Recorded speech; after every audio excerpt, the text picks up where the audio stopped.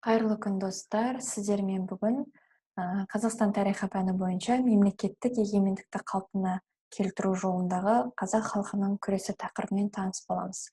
Яғни бұл тақырыпта 4 ұлт азаттық көтерілісті қайтып еске түсіретін боламыз. Емельян Пугачев бастаған шаруалар көтерілісі, Сырымды Атұлы, Исатай Тайманұлы мен Махамбет Өтемісұлы және Кенесары Қасымұлы бастаған шаруалар көтерілісін еске түсіретін боламыз.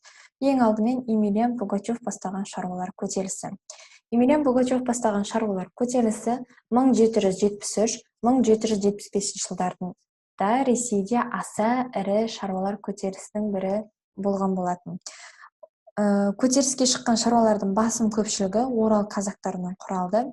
Бұл көтерілістің өзіндік ерекшеліктері оған Ресей империясындағы әртүрлі халық өкілдері, башқұрттар, татарлар, қалмақтар белсене қатысқан болатын. Әр көтерілістің бірісте шығу себебі болады. Бұл көтерілістің шығу себептерінің біріншісі мал жайылым жетіспеді.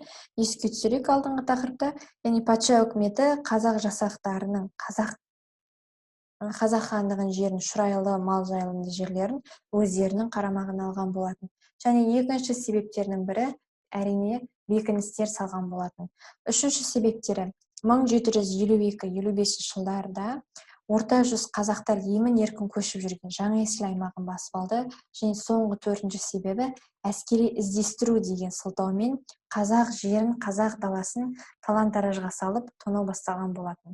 Әрине бұл көтеріліс ұзаққа созылмады. Бұл көтерілістің жеңілу себебі Емельян Пугачев бастаған, оған қазақтар қатысқан шаруалар көтерілісінің осы кезде әрине жеңіліске ұшырады. Қазақ жасақтарының арасында өзара келісілген жоспар болмады.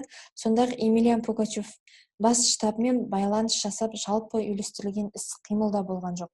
Көтеріліске қатысқан көп ұлт, яғни бір жағынан қазақтардың, екінші жағынан қалмақтар, башқұрттар, жайық қазақтардың арасында бұрыннан келе жатқан ескі кикілжің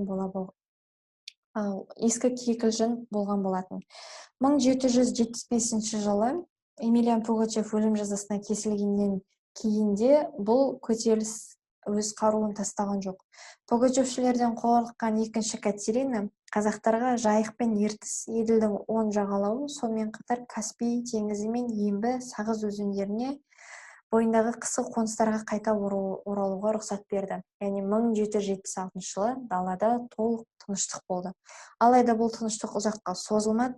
Қазақтардың отарлау одан әрі күшейіп, қазақтардың жаңа көтеріліс туындауына себепкер болған.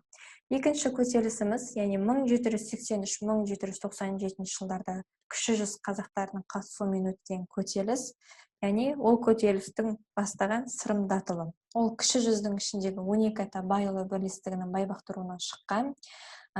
Сырымды Атұлы Емельян Пугачев бастаған шаруалар көтерілісіне ерекше көзге түседі. Өзінің шебер дипломат, әскери қолбасшы әрі көрнекті ұйымдастырушы ретінде көзге түседі. Бұл көтерілістерінде бірнеше шығу себептері бар. Бірінші, шекара шебінің ішкі жағының уақытша өткен қазақтарға қойылатын талаптар тым қатая түсті.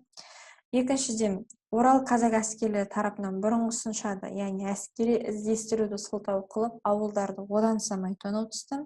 Үшіншісі, осы кездегі Нұралы хан және оның төңірегіндегілердің беделі жыл өткен сайын төмендей берді. Олар бірте-бірте патша үкіметінің қолындағы қуыршақ қолшоқпарға айналған болатын.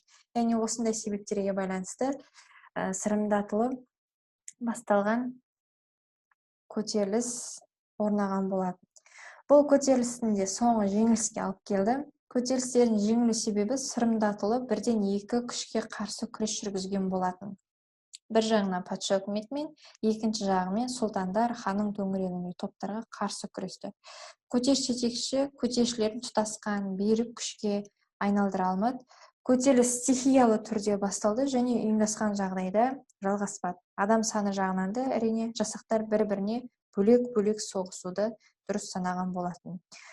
Сонымен қатар бұл жерде әскер санына да қарады, себебі Ресей патшалығының әскер саны жағынан өте көп болатын. Одан кейінгі бұл көтерілістің соңында жеңіліске апарып соқты. Және үшінші біздің көтерілісіміз 1836-38 жылдардағы Бөкей Ордасында Жәңгір ханның кезінде өткен көтеріліс. Ол көтерілістің басты себебі жердің жетіспеушілігі еді. Мәселен, ішкі ордаға 20 мыңға жуық отбасы шаруашылығы жер тапшылығы зардап шекті. Ең жақын шұрайлы жерлердің бәрі де ірі помещиктер мен байлар өзара бөлісіп алған болатын. Бұл көтерілістің басталуы 1836 жылы халық көтерілісі болып басталды. Оның қозғаушы күш қатарынан бақташы қазақтар болды. Көтеріліс туын бір қатар старшындар жиналды. Сұлтандар мұның ақыры не болар екен деп әліп бағып шықпады, немесе керісінше көтеріліске қарсы шыққан болатын. Халық көтерілісін елге белгілі беделді батырлар Исатай Тайманұлы мен Махамбет Өтемісұлы басқарған болатын. Бұл көтерілістің де жеңілу бірнеше себептері болды. Жазалаушы отряд әскери техникалық тұрғыдан басымдығы бірден байқалды.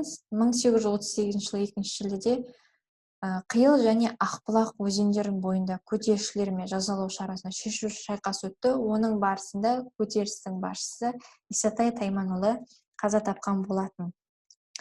Көтерілістің жеңіске ұшырауының басты негізгі себептері ең алдымен қозғалыс алдында мұқият ұйымдастырылмады. Оның айқын бағдарламасы болмады. Жалпы көтеріліс жергілікті шашыраңқы сипатталды. Көтерілістің басшылары Кенесары Қасымұлы мен Жоламан Түленшұлы бастаған жасақтармен байланыс жасай алмады. Патша үкімет әскерлері мылтық, зеңбірек, мысалға қару-жарақтары өте мықты болды. Қазақ хандығының, яғни қазақ көтерілісшілерінің қолында ондай құралдар болмады. Бұл көтерілісте соңғы жеңіліске аяқталды. Және соңғы көтеріліс 1837-1847 жылы өткен Кенесары Қасымұлы басталған көтеріліс болатын. Кенесары Қасымұлы қазақтардың шашыраңқы күштерін біріктіре алды. Осы кезде Шыңғыс ханның ұрпағы болғандықтан Кенесары хан атағын иеленуге және хан билігін қалпына келтіруге қол жеткізген болатын. Ол патша әскерлерімен қарсы 10 жылдай күрес жүргізді. Байқасаңыздар, яғни 37-47 жылдар аралығында Кенесары жасақтарының қатарында, яғни туыстары, сұлтандар, сондай батырлар басқарған болатын. Негізгі әскери күш орта және кіші жүздің жігіттері болды. Көтеріліс басталған кезде Кенесары көптеген жеңіске жетті. Яғни 1838 жылы тамызда Ақмола бекінісін басып алды. Кенесары орталық Қазақстанның үлкен аумағы бақылау жүргізді және патша үкіметі елеулі жеңілдіктерге баруға мәжбүр болды. 1840 жылы Кенесарыға кешірім жарияланып, оның туыстары тұтқыннан қайтып оралды. Орыс әскерлері ұлы далаға жазалаушы жорықтарын біраз уақытқа тоқтатқан болады. Яғни қазақ халқының ұлт-азаттық күресі тарихында Сырымдатұлы, Исатай, Махамбет көтерілісі маңызды орын алды. Кенесары Қасымұлы басшылығымен болған ұлт-азаттық соғыс тәуелсіздік үшін күреске барлық үш жүзді біріктірген болатын. Яғни 19 ғасырда қазақтардың ең ірі және уақыты жағынан ең ұзаққа созылған көтерілістердің бірі болды. Ол қазақ халқының қарсылығын орасан зор күшін көрсетті. Яғни 18 ғасырдың соңы мен 19 ғасырдың бірінші жартысында көтеріліске отаршылыққа қарсы сипат болды. Олар патша үкіметін белгілі бір жеңілдіктерге баруға мәжбүр болған болатын. Осы көтеріліс салдарынан көтерілісте қазақ жүздерінің бытыраңқылығын, іс-әрекетінің үйлестірілмегендігін, сондай-ақ көтерілісшілердің жақсы қаруланған патшаның тұрақты әскерімен салыстырғанда жауынгерлік дайындығын нашарлығы жеңіліске ұшыратқан болатын бұл көтерілістің.